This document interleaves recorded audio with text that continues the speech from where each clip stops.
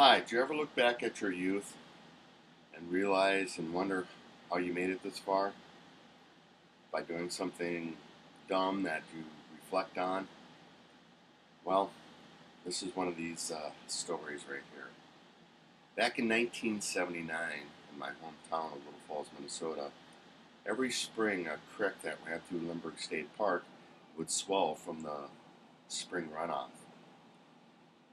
Many of the kids in the neighborhood would take rafts down this river as it was swollen, but could be potentially quite dangerous.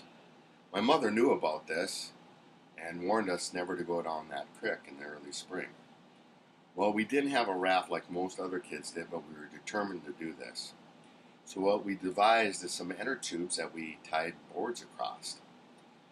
We decided that though the river was really high and we weren't sure how these inner tubes would work, we would start out on a little smaller creek that ran into the bigger creek prior to the park.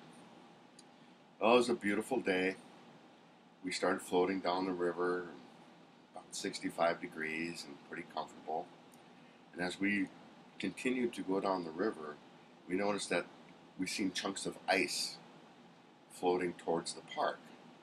The water got a little bit deeper, a little bit faster, and we kind of were a little bit concerned. Well, as we started beginning to see the entrance of the park, we noticed that there was a fence, a small wire electrical fence that was just over the top of the water, the swollen river. As my cousin approached the fence, as the water got faster, he asked, what should he do? And I said, well, just lift it over your head. Now, at this point, we didn't even know if it was charged, electrified, whatever. And as he got to it, he grabbed the fence, the wire across, and when he lifted it up, it only went up to his chest, so he couldn't duck underneath it. Needless to say, the current took him. He went right underwater. The look on his face was pretty traumatic, and I was laughing. Well, the dilemma is I'm coming to that same wire across the river. As I got to the wire, I thought, I'm just going to pull harder. I got to the fence, the wire, and I lifted it. Sure enough, it went to about the same spot as it did on my cousin.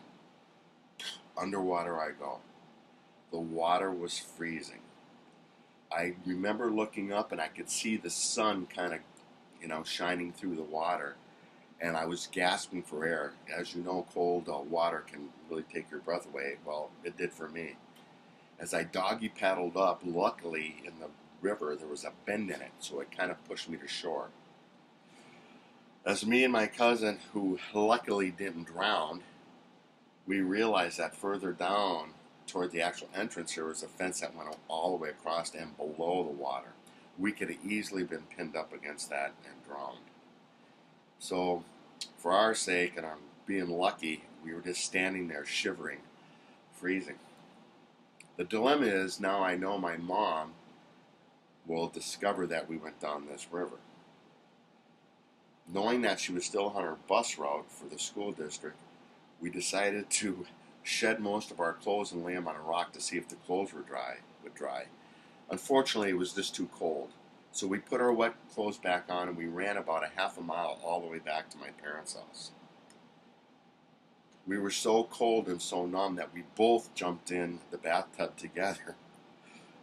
These are two teenage boys, of course, sitting shivering together in the bathtub. And my mother could see the grass and stuff in the kitchen floor that we'd walked in and that fell off us as it dried.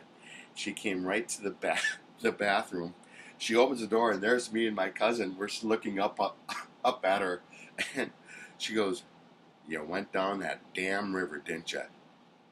Well, I guess the moral of the story is listen to your parents and reflect back and look on pond life and say, I guess I dodged a bullet there.